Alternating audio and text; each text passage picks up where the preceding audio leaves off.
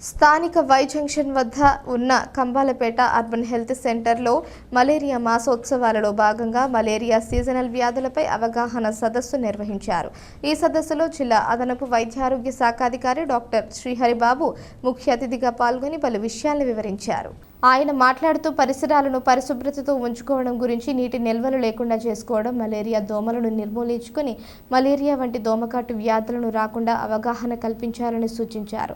జిల్లా అదనపు మలేరియా అధికారి డాక్టర్ ఎన్ వెంకటేశ్వరరావు మాట్లాడుతూ ప్రతి శుక్రవారం డ్రైడే ఫ్రైడే కార్యక్రమం నిర్వహించడం జరుగుతుందని, ఈ కార్యక్రమంలో ఏఎన్ఎంలు, ఆశా కార్యకర్తలు పాల్గొని ప్రజలకు అవగాహన కల్పించాలని అన్నారు. ఈ కార్యక్రమంలో వైద్యులు doctor Dilip, doctor Lavanya, doctor SUO colonel Singh, supervisor DD Bhavani, ఏఎన్ఎంలు, హాస్పిటల్ సిబ్బంది పాల్గొన్నారు.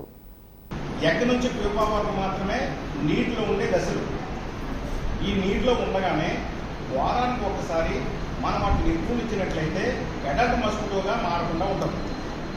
ఇది నీటిలో ఉండగానే మనం ఆ విధంగా నిర్మూలించడానికి మనకు సాధ్యం అవుతుంది. వన్స్ ఈ ప్యూపా నుంచి అడల్ట్గా మారింది అంటే అది గాలిలోకి వస్తుంది. గాలిలో ఉండగా మనం కంట్రోల్ చేయడం కష్టం. అంటే ఫ్రైడే డ్రైడే కాన్సెప్ట్ ఏంటంటే దోమ పుట్టకుండా చేయడం. ఆ పుట్టకుండా చేయడమే ఈ నీటిలో ఉండే దశని నిర్మూలించడం.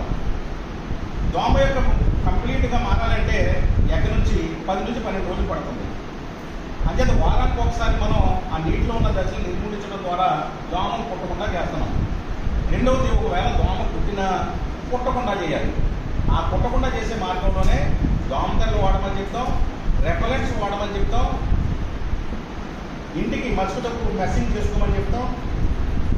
ఇంకా చిట్కాల్లోకి వచ్చేటప్పటికి వేపాకు పొగ కూడా వేసుకోవడం ద్వారా దోమ నిర్మూలించుకోవచ్చు.